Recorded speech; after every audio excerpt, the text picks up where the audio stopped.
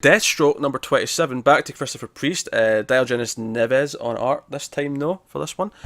Do you know, I will say this, is that the more we've had this monthly since it's went single shipping, is that the more and more I'm like, you know, this is good, but I feel like this will read better in trade. Yep. Because there's so many I feel more and more elements. that I need a recap page. Because, see, I don't know what it is. How many threads? Do you know what it is? It's the plot with the assassin Lady Willow. Every time it comes back to that, I'm like, yeah, hold on, let me just remind myself, who is this again, and why is she hunting someone, and why are they hunting her, and I'm just like, what's going on, what's happening? I alternately love this book, but also have no idea what's going on at the same time. It's the weirdest feeling in the world. No, you're right. I think for about like half, maybe 2/3 of the issue, I'm like, okay, what's going on? And then I get to the end, and I remember everything now. Because I hit the ending and something happens. I'm like, oh yeah, there was all of that. It's the Dr. Icon stuff in a nutshell. I was like, well, who's this guy?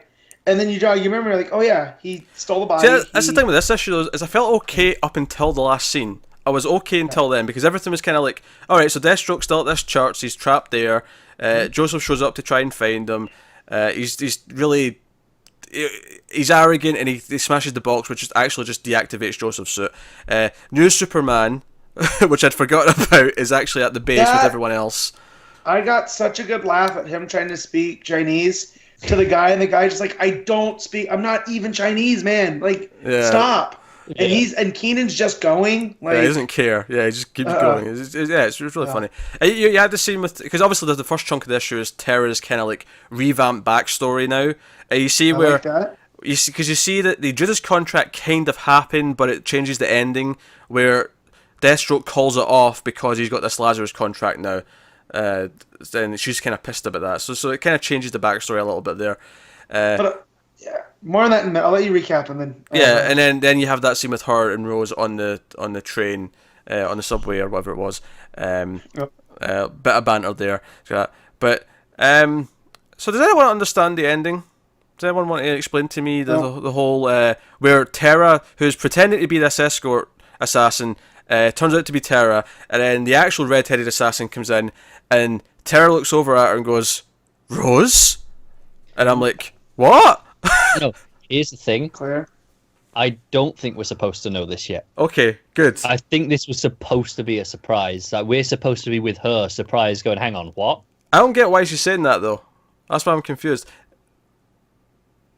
Well, she's there to assassinate this dude for Deathstroke's ex-wife, right? Yeah.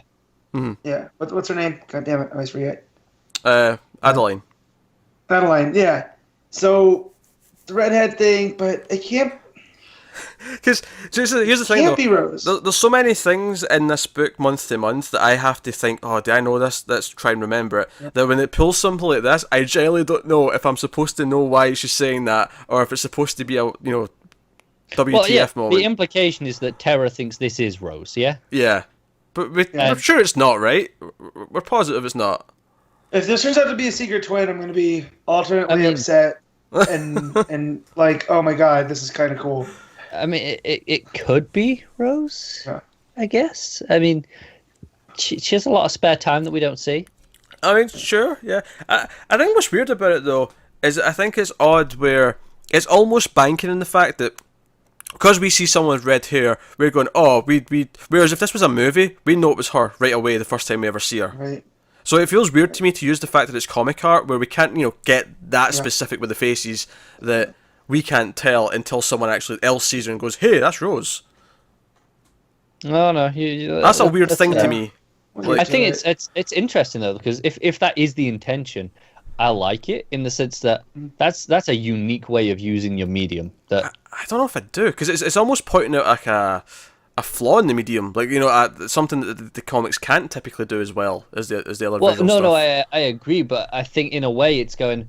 Well, no, we're going to use this to our advantage because you're going to be surprised as well because we have to tell you because it's this reveal to you where you can't just see like you would in a movie.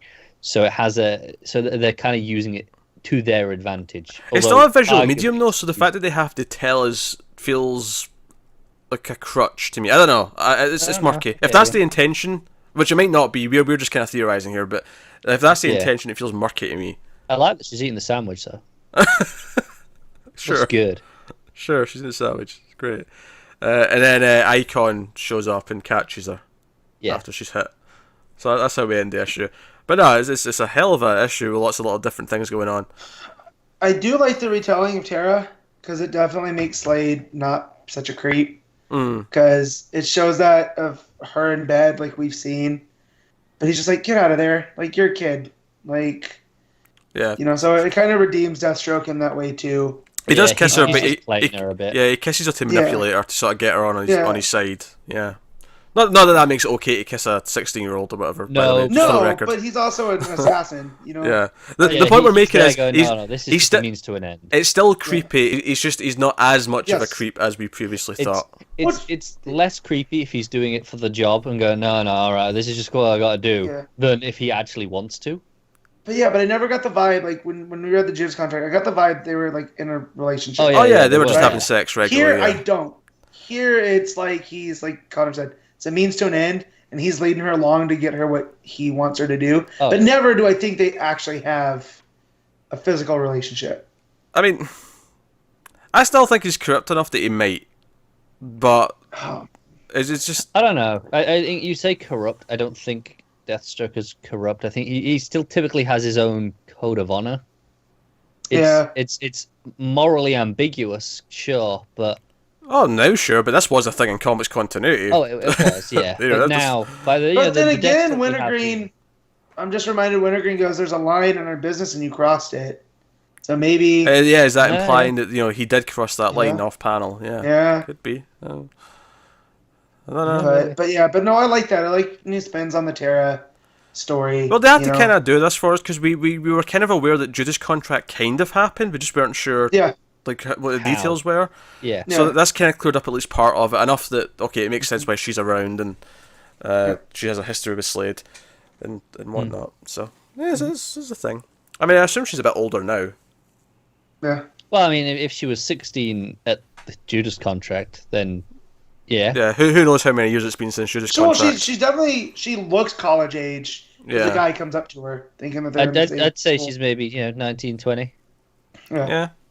It's been a couple of years, but yeah, and the whole stuff with him clarifying the relationship with Markov. She's not exactly a princess because she's a bastard, Yeah. But she still has some bloodline there versus what had been before that was super convoluted. Priestess is like, no, she's a bastard daughter. Yeah. Yeah.